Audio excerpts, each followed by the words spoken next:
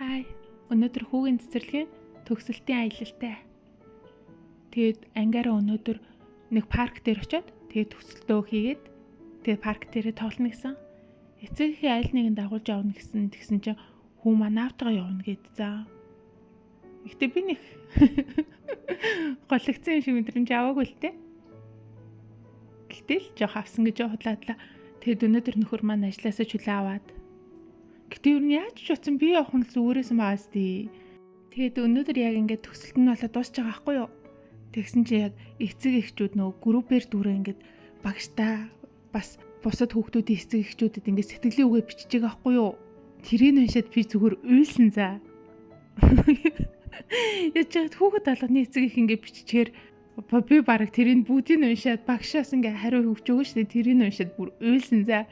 Тэгэд би нөгөө нэг хүүхдийн ээж л мэрччихэд ёо би энэ групп дээр бичлэлцэж байгаа мессежүүдийг уншаад уйлаад байж гэнэ гэсэн чи тэр бас уйлсан за ямар инээдтэй. Тэр бас ёо би дөнгөж сая нүрэндээ маск тавьсан чи бүр ямар ч хэрэггүй.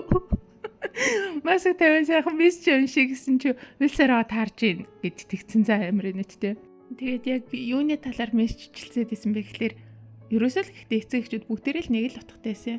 3 жилийн өмнө хүүхдүүдэд дөнгөж тийм жоохон зарим нь бүр зүв алхаж гიშгэж чадахгүй хоолундаа өөрөө идэж чадахгүй хүүхдтэй ингээд зүв харилцаа хамтдаа тоглож чадахгүй тийм жоохон хүүхдүүдийг одоо өнөөдөр бие даасан зөндөө олон ханз мэддэг номоо өөртөө уншичдаг зуугийн дотор нэмж хас чаддаг хүрдээ бүгдийн чэжилж гисэн дуу шүлэг маш их сайн мэддэг ийм хүүхдүүд болгож хүмүүжүүлсэн багш нартаа баярлаа. Багш дундаа цэцэрлэгийн багш бол хүүхдийн зан төлөв хүмүүжлийг олгодог ийм багш байдаг. Хүүхдүүд маань та бүхний тавьж өгсөн суурин дээр үнэхээр сайхан ирээдүйтэй мундаг иргэд болж бэлтгэгдэнэ гэдэгт итгэж ийн энтергээл эцэг эхчүүд яг ингээл өөрсдийнхөө анх хүүхд маань ингэсэн тэгсэн гэдгээ ингээл бүгдээрээ ингээд яг үннээсээ ингээд амар хөөрхөн юм нэг хайр мэдрэгдмээр нэг тийм гоёор бичсэн. Тэгээд тэрийг уншсан чи бүр ингээд сэтгэл хөдлөөд нэлэмсэн олгүй гэж мэгээд би бас тэгээ битсэн л дээ мэдээж. Хүүгийн цэцэрлэгт биднээс өөр гадаад гэр бүл байдаг байхгүй юу? Хүү маань цэцэрлэгийн ганц гадаад нэ тэгээд хүү маань ингээд боловсрохын хэрээр эцэг эхчүүд нь давхар өөрөө өгөөж ин үзээд мэдээд сураад явж исэн шүү. Багш нартаа баярлалаа энэ төр гэл би бас догтлохоор юм битсэн гэж.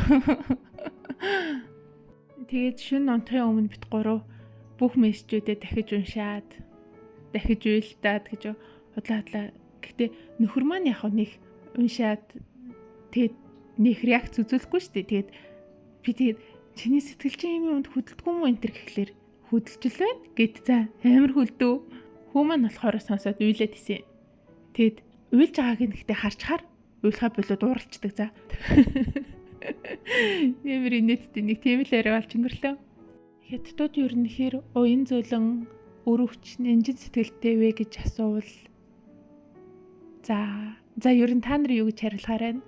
Бид нэр хятадуудтай олон мянган жилийн турш хөрс зэрэгэлдээ оршиж түүх соёл худалдааны амигаар дамжуулж хятад хүний яг ингээд дотроо юу боддог, ямар үзэл бодол ухамсартай, ямар үнэт зүйлтэй байдгийг ууг нь ойлгох хугацаа харьцангуй их байсан боловч миний бодлоор л монголчууд хятадуудыг мэдхээс илүү хятадууд монголчуудыг илүү сайн мэддэг баха.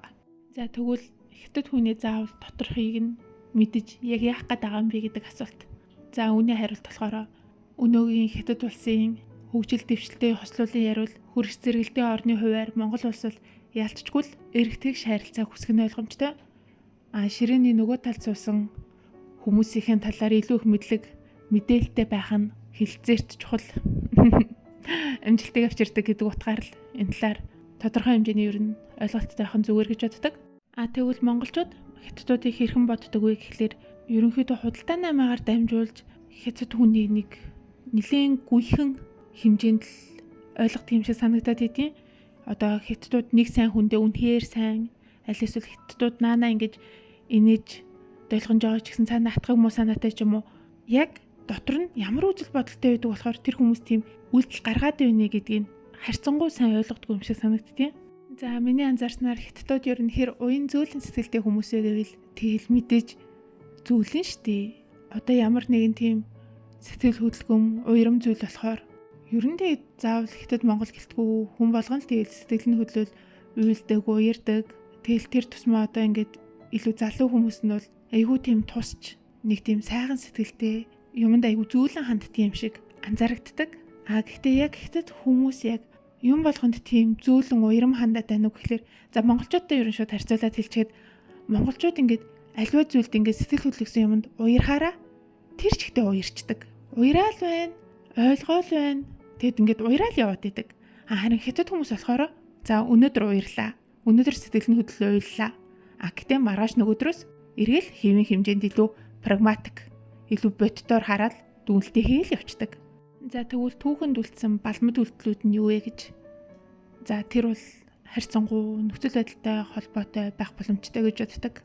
Тэгээд бас Хятадуудын сэтгэлийг одоо өөрийн юмтай хэрхэн харьцаж байгаагаас харах боломжтой юм шиг харагдаад тийм. Одоо жишээ нь өөрийн үр хүүхэд, өөрийн тэжээжиг аймтан тэднэрт нэг тэднэртэйгээ харьцахдаа нэг за энэ бол минийх, би үнийг зааж сургаж ингэж хариуцлагатайгаар хамгаалах үүрэгтэй гэсэн өнцгөөс харьцаад байдаг. Харин монголчууд бол хэдийгээр миний үр хүүхэд, хэдийгээр миний малайч ах вэ. Гэтэ эднэрт бас ам байгаа. Эднэрт бас ирэх байгаа гэсэн нэг тийм эрхчлөөтэйгээр хайрладаг гэх юм уу? Яг үүн дээр болохоор намын чимэд гоё хэлсэн байдаг да. Оршихын тулд монгол хүмүүс амьдардаг. Одоо түүнд нь болохоор дэлхийд ирэх бүх зүйл хамаарагддаг. Одоо жишээ нь голын ус руу чулуу шидэхдээ эргээд газраа олохгүй төөрчдөг гэж чулуу хүртэл оршихгүй хэмээн хайрладаг хүмүүс монголчууд гэж. Байгалыг байгаль чигээр нь үлдээхийн тулд монгол хүмүүс амьдардаг гэдэг ийм утгаар юм болгонд ийм ээлтэй, инэрлтэй хайраар ханддаг гэдэг бол Хятадууд бол бас харьцангуй ондоо. Одоо жишээ нь амьдаар нь шарж болгож идвэл илүү амттай шин тэжээлтэй гэдэг өнцөг дээр харьцдаг ч гэх юм уу. Ер нь бүр ингэ суураараа сайхан сэтгэлийн талаар нэлийн ондоо үзэлтэй юм шиг санагддаг. За бай.